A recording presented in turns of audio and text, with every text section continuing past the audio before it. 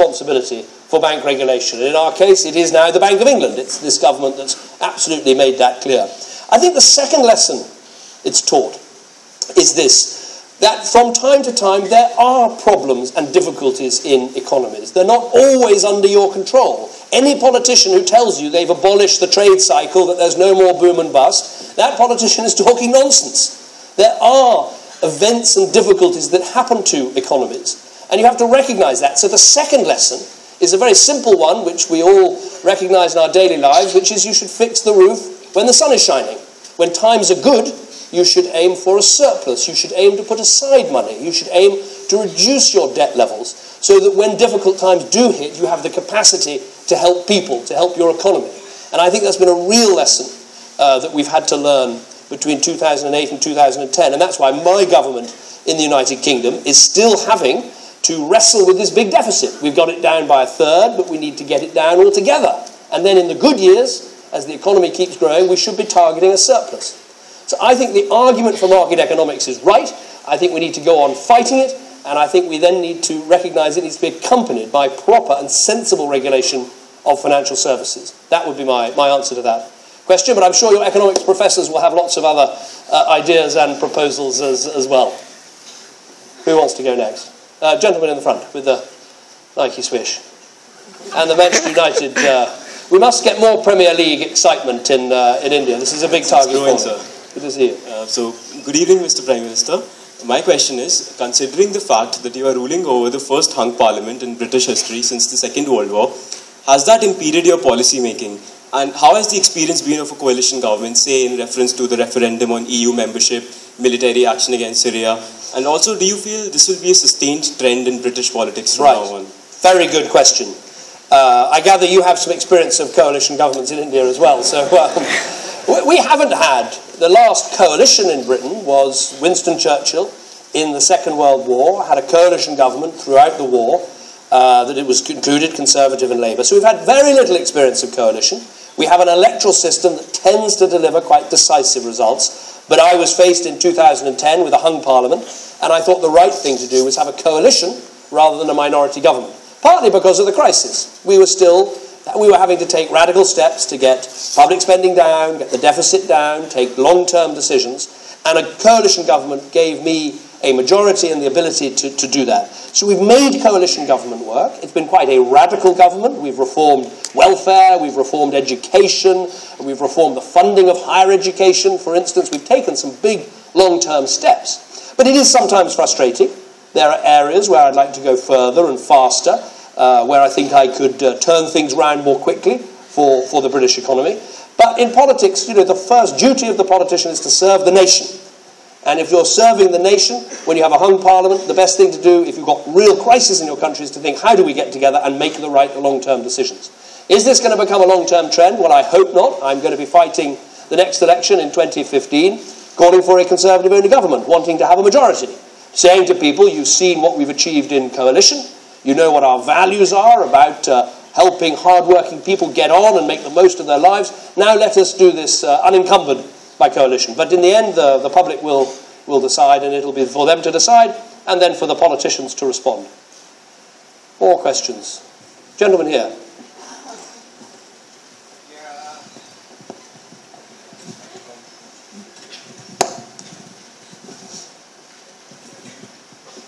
Thank you. How do you realistically assess the chances to get back competencies from the European level to the British level before the referendum? And do you think that the whole tempora scandal did hurt you? Like, did hurt the... Okay. Just to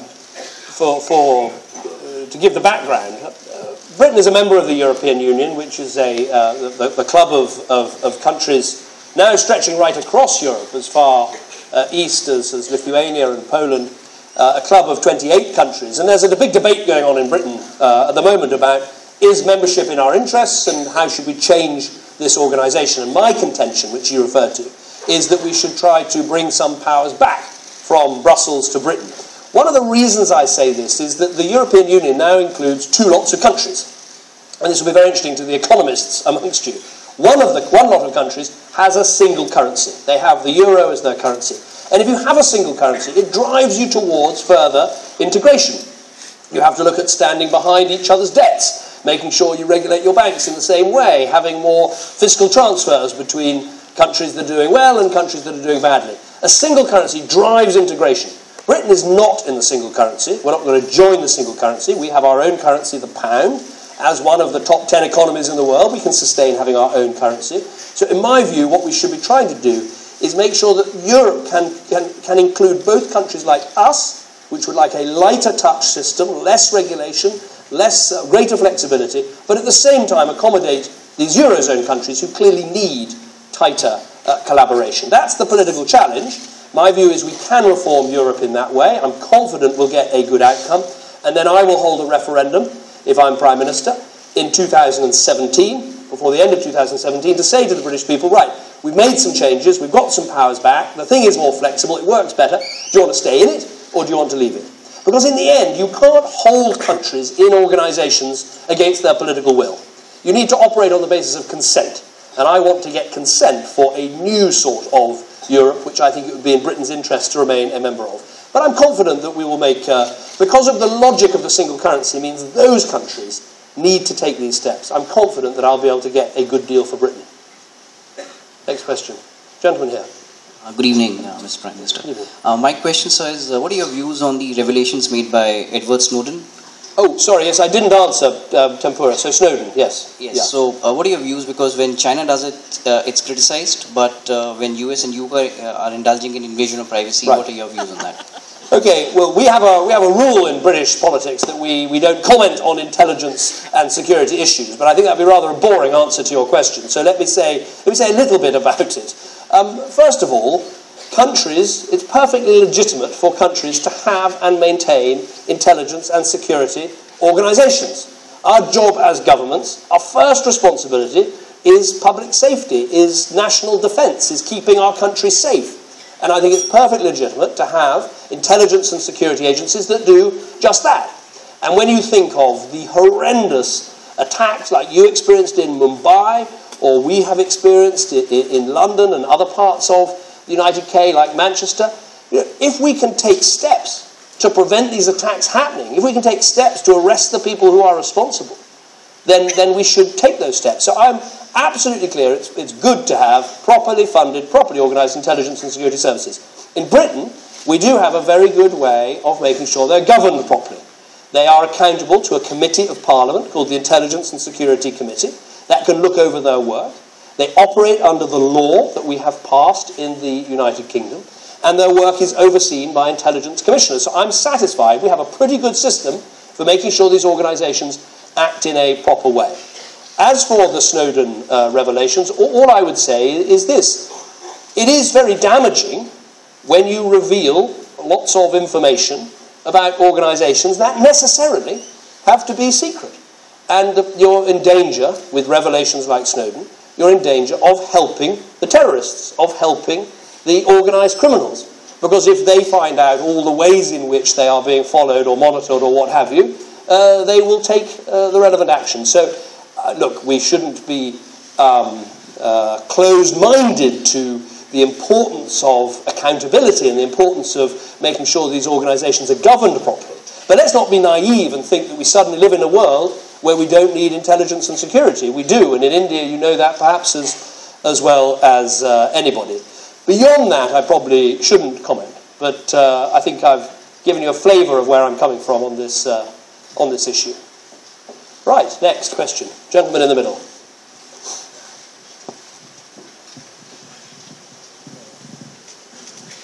Sir, my question is about the Arab Spring, and what are your views about the international community's reaction to like the mayhem that happened in August in Syria, and how do you see international community responding it in future? Right. Gosh, how long have we got? That's like a pol sci lecture rather than a question in terms of answering that. I'll give you my sort of straightforward headlines. I think first of all we should welcome the Arab Spring. When people and countries want to move towards greater freedom, greater rights, greater engagement, greater democracy, as democrats, whether we're Indian or British, we should welcome that. But we should do something else, which is recognise democracy is a journey. It's not an event. You don't become a democracy just because you hold one election. Democracy, it's what I call the building blocks of democracy, that sometimes matter as much or even more than the elections themselves. Is there equality before the law? Is there access to justice? Is there freedom from corruption? Are there property rights? These things matter as much as actually the event of holding the election. So, yes, welcome the Arab Spring. 2, recognise this as a process. 3, recognise there will be setbacks. You know, in Britain, if you take our history and how long it took to go from the idea of not having an absolute monarch to having a full-throated democracy, it was the work of centuries. I think this is important to recognise. So I think that is the right approach. Syria and the events of August the 21st, I think it was a truly dreadful day for the world, because chemical weapons were used against civilians in a conflict on a really horrifying scale. And look, dreadful things happen in the world every day, and we have to, focus on those that really matter the most. But it seems to me the whole world came together after the First World War and said that chemical weapons use was completely unacceptable. And even in the awful events of the Second World War, there wasn't that sort of routine battlefield use of chemical weapons we saw in the First World War. So I think it really was a horrific act, a horrific event, and I think it was right for the world to take a very strong stance. I obviously wasn't successful in my own parliament in taking quite the stance I wanted to. But nonetheless, I would argue that the stance that people like me took and the Americans took has led to what's happening now in Syria, where all the signs are they really are removing and destroying their chemical weapons. So I think the chemical weapons agreements and treaties are really worth trying to hold on to as a world in all our interests. And so I think that's my answer there. Gentleman here. So my question is relating to the trade of goods between India and Britain. So what we have realized is India and Britain, the trade in goods has increased in absolute numbers, but as a share of each country's overall trade has declined significantly. The Economist puts it that India trades with China in a week what it ends up trading with Britain in a month. So what would be your key areas of improvement to bolster trade between India and Britain? Yes. Very good. Well, obviously, China and India are geographically closer than Britain and India, but you're right. While I think last year our exports to India went up 25%, which is welcome. I think also the investment flows, that can often be a sign of future trade flow, and the fact that India is investing so much in Britain and Britain is investing so much in India, the capital flows will lead to greater trade flows in the future. But I think there are some actions we need to take collectively. The trade agreement, the EU-India, European Union-India Free Trade Agreement, has been sitting around for a very long time, and we need to make some progress on this. For instance, a very popular and successful product in Britain, Scotch whisky, there are still tariffs of 140, 150%. So I think we need to recognise that it will be in all our interests, but we need to be bold. We need politicians to be bold, to put more on the table. Sometimes people say that you make a problem easier to solve if you make it bigger. And maybe this is a problem we need to make larger by putting more into the package and really then trying to take some risks. So if we get rid of those trade barriers, I think that would help. I also think the other thing we need to recognise is trade between countries like ours, where a lot of our wealth is in human capital. It's more difficult because it's not simply about exporting physical goods. It's about combining universities. It's about working together on healthcare. It's about services like insurance, banking and architecture. These are almost more difficult to liberalise. But if, for instance, we could get far further on mutual recognition of qualifications, then that would, which we made some progress on this week, that I think would make a big difference. So some of our prizes are harder to get, but nonetheless, if we get them, they will be all the more important. And on that note, let me make a point about students, because I know there's always concern about visas and the message the British government sends out. I want to send a very clear message to you today. 2 points. First of all, there is no limit on the number of Indian students that can come to Britain and study in a British university. You have to have an English language qualification. You have to have a place at one of our universities, but there is no limit whatsoever. As many who want to come can come. Second point, when you leave one of those British universities, if you can find graduate employment, a graduate level job, there's no limit on the number who can stay and work. Now, I think that is a very clear offer. Of course, Britain has to have immigration control. Of course, in a relatively small geographical country with a relatively large population, we need to manage those numbers. But I think the offer to students, and I make it very openly to Indian students, I think the offer is very clear and very good. Next question. Gentleman here. Gentleman here in the jacket in the third row.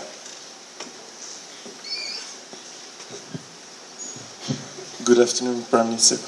A lot of STEP students are coming here to India because Asia is becoming really important and India is a developing country as well. And I believe that Europe is becoming a museum. It's a way, it's not competitive anymore, and that's why I come here as well. And my question is, how do you think we can keep Europe on a competitive level? Because if I come here, I see it's going so fast. Yes. And it was good in the beginning because. And you're from France? I'm from Belgium. Oh, Belgium, right. Yes. Very good.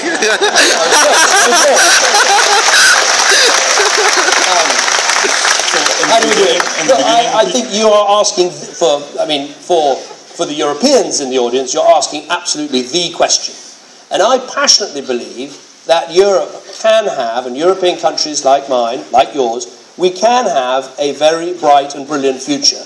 But we can't go on as we are. We're competing in a global world with countries that are on the rise, like not just India and China, but Malaysia and Indonesia and Singapore. And we do need to change the way we do things. We're not going to succeed by trying to have low-wage economies, and we've just got to build on our strengths. The European countries still have some great strengths. We're still very innovative.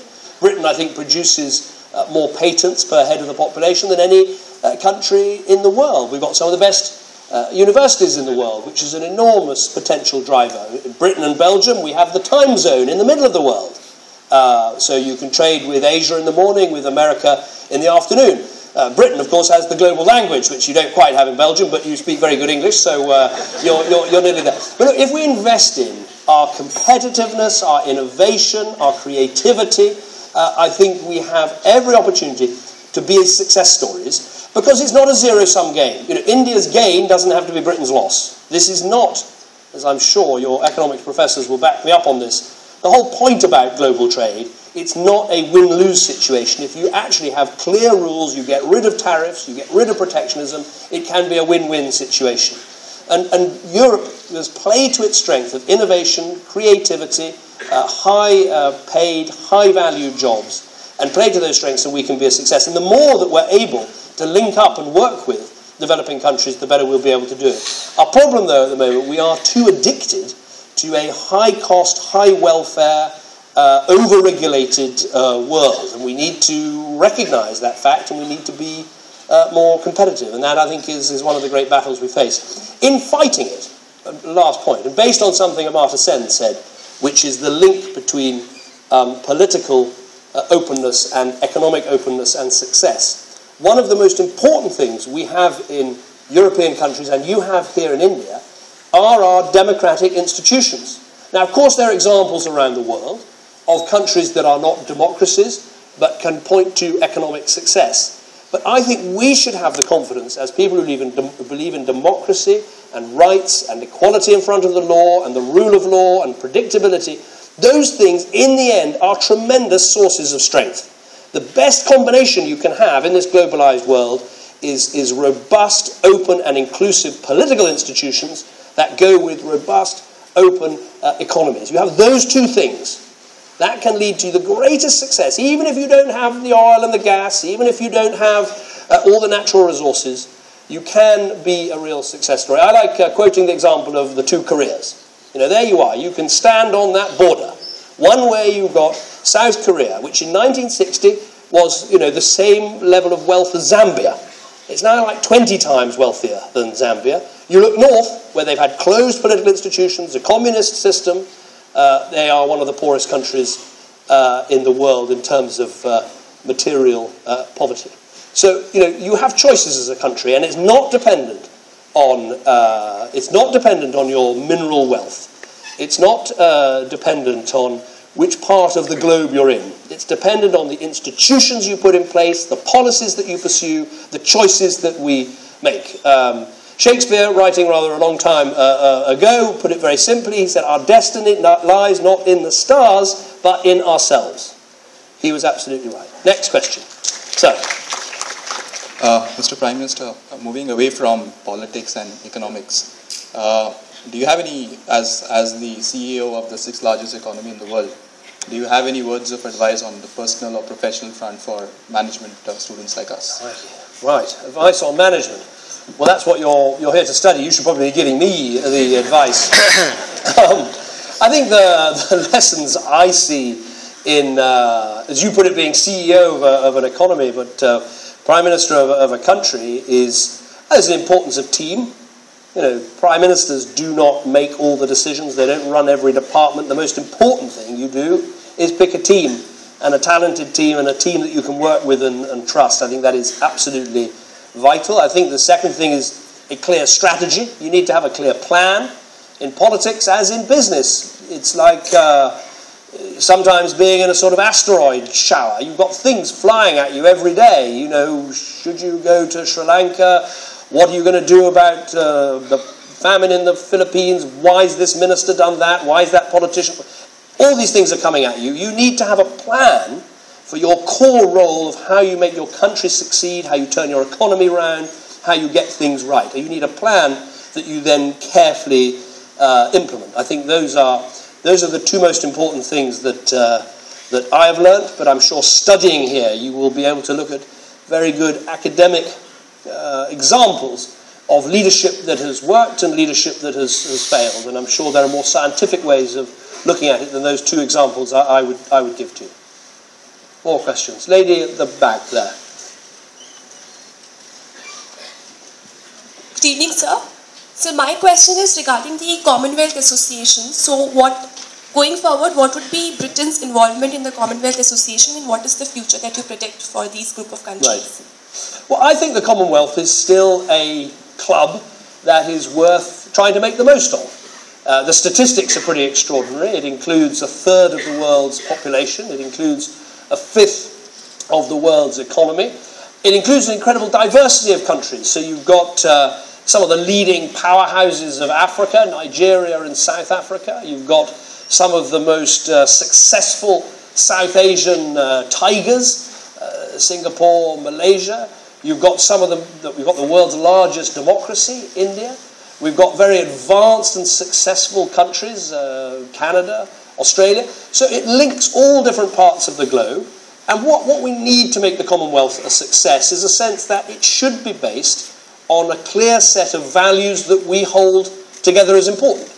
And what we did in Perth at the last Commonwealth meeting was sign up to a Commonwealth Declaration that put what I like to call the golden thread of ideas absolutely at the heart of this organisation, a belief in the rule of law, in freedom, in human rights and democracy. And I think as a club where we try and support those initiatives and pat each other on the back when we get it right, but point a bit of a finger when we get it wrong, I think that is a good organisation to have. And I think it also provides a meeting place where other issues can be discussed. So when we go and meet in Sri Lanka, there'll be issues about climate change, issues about how we tackle poverty, whether we can be the driving force to get the UN to adopt proper ideas for tackling poverty. So I think it is a worthwhile organisation. It's certainly not perfect, and we're going to be discussing that, I'm sure, in the days ahead. But I think in a globalised, competitive world, being a member of organisations that bring people and countries together is a good thing to do. So I think we need to make the most of the Commonwealth, but in an ideal world, I'd like to see it get tougher on the human rights, democracy, on the golden thread of things that, as I've argued, make countries successful in the long term. I'd like to see a toughness on that, because I think in the end it'll be in all our interests. And sometimes belonging to organisation helps you to lift your own standards, because you do listen. Even if in the initial stages you sometimes push criticism away, in the long term you actually do listen to the points being made to you by your your colleagues in these organisations. Last couple of questions. Gentlemen here.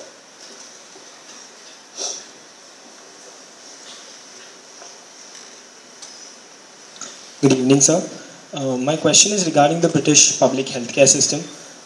You spoke a lot about human capital, and the British public healthcare system comes at a huge cost to the exchequer.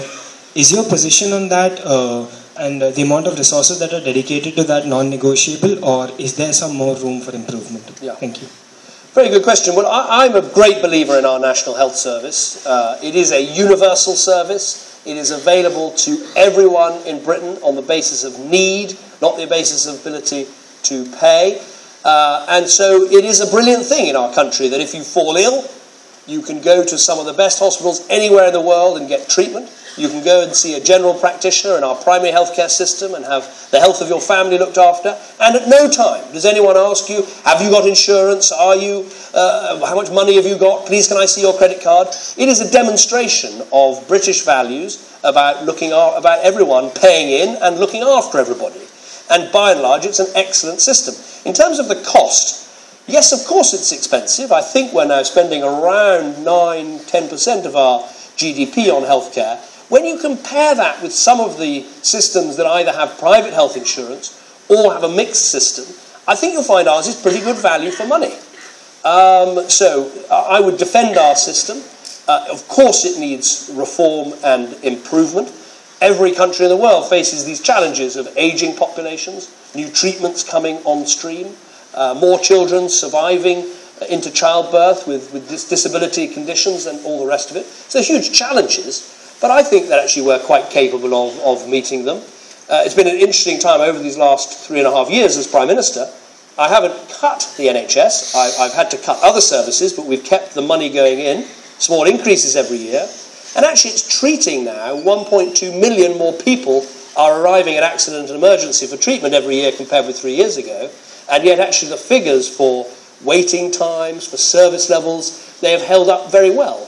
So I think it is a good system. We need to improve it. We need to make it less bureaucratic.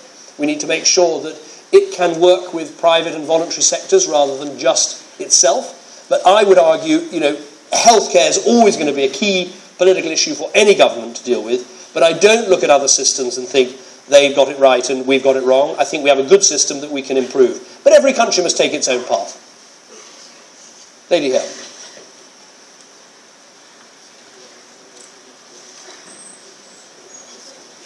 Good evening, sir. I'm an exchange student here from LSE. Very good. Yeah. Going back to the issue, the work visa issue that you just mentioned, it's really commendable that there's no limit on the number of students who can work there. But then, what is your view on the regulations that are being imposed regarding the sponsorships that the companies now need to provide the sponsorship for the students? And by personal experience, a lot of companies are outrightly rejecting students just because they are unwilling to provide sponsorships for them. Well, I think, look, as I said, we have a system where there's no limit on the numbers who can apply, but we do have a system where we're not saying that when you leave university you can do non-graduate jobs. And so that's why a number of people want to seek sponsorship. We also have a system, and let's be frank about this, we have a system where we charge. University education is expensive, and we charge students for it, both overseas students and our own domestic students. Now, I would argue, and you can have a good economic debate about it here, I would argue that actually it's fair to ask students to pay the cost of higher education, because the evidence shows that if you have a degree, certainly in my country, if you have a degree, that enhances your earning power by about £100,000 over your lifetime. So I think you've got a choice. You can either ask taxpayers to pay, or you can ask undergraduates, graduates and business sponsors to pay. I think it's fairer to do the second rather than the first, not least because you're then asking the people who benefit from it to pay for it, and you can use the public spending you save from that on other areas that are in deep need. And if we're in this global race, and if we have to keep our budget deficits down, you've got to try and reserve your money for the things that really need your attention and charge, for instance, students for those courses. So that's the answer I give, but I hope you've found it worthwhile to be both at LSE and here. Sounds like you're going to have a pretty fantastic education if you do both of those things. Gentleman here in the check shirt. Are there any plans to give Sachin Tendulkar a knighthood once he retires? Well, that's a very good. It's a very good thought, and of course, here's a shock for you. Don't worry too much about this. But someone explained to me, because Sachin Tendulkar's mother-in-law is British, his children could play cricket for England. So, what about that? Maybe there's a deal here. But no, look, what is great about Sachin Tendulkar is not just the record, and it is an extraordinary record, but I think sportsmen and women can be extraordinary role models to young people. And I think the power of cricket sometimes to bring countries together, to bring cultures together, is really powerful. And I think it's that we should celebrate as much as the runs. I'm still recovering from my game of cricket on the Maidan in Mumbai, when I was bowled out by someone who was about 12 years old while the BBC were filming it. And when I got home, Geoffrey Boycott, one of our most famous cricketers, manhandled me and kept saying, "You've got to get your left arm out here, laddie," like that. Also, all on camera, which was slightly embarrassing when you're being manhandled by a cricket player. But lots to celebrate about Sachin. But fortunately, the honours system is not entirely within my control. Last one. Let's have someone right at the back. The lady right at the back in white.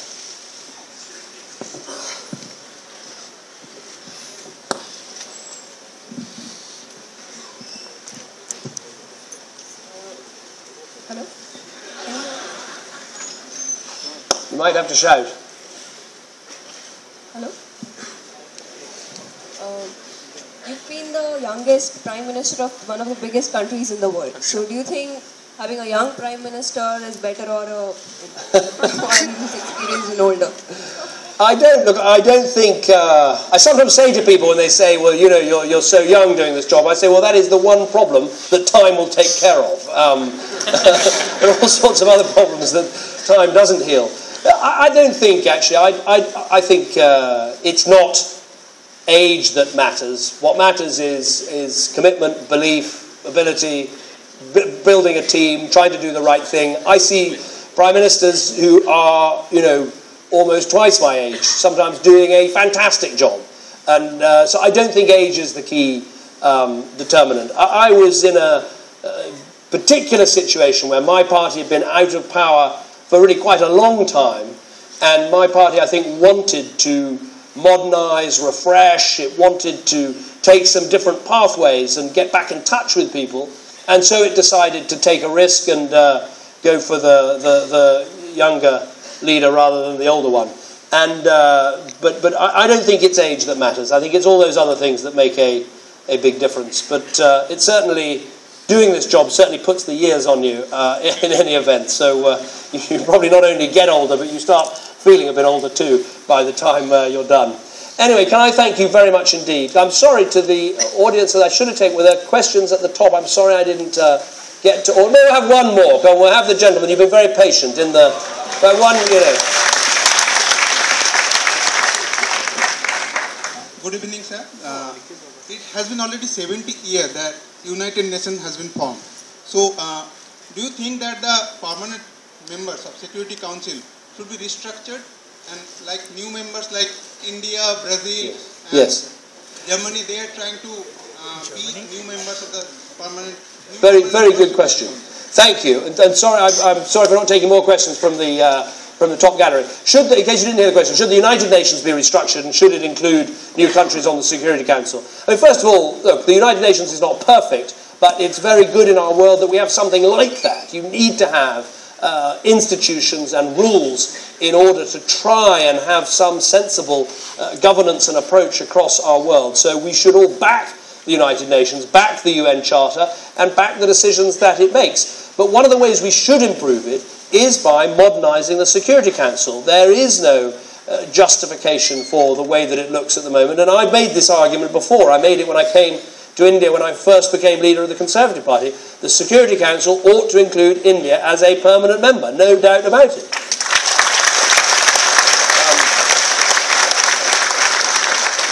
But as important as the changes is, I think, making sure that the Security Council demonstrates political will. I think this is sometimes where as a world we fall down, and I'm sure you study this in your political science classes. One can argue a lot about institutions, how you change an institution, how you improve an institution.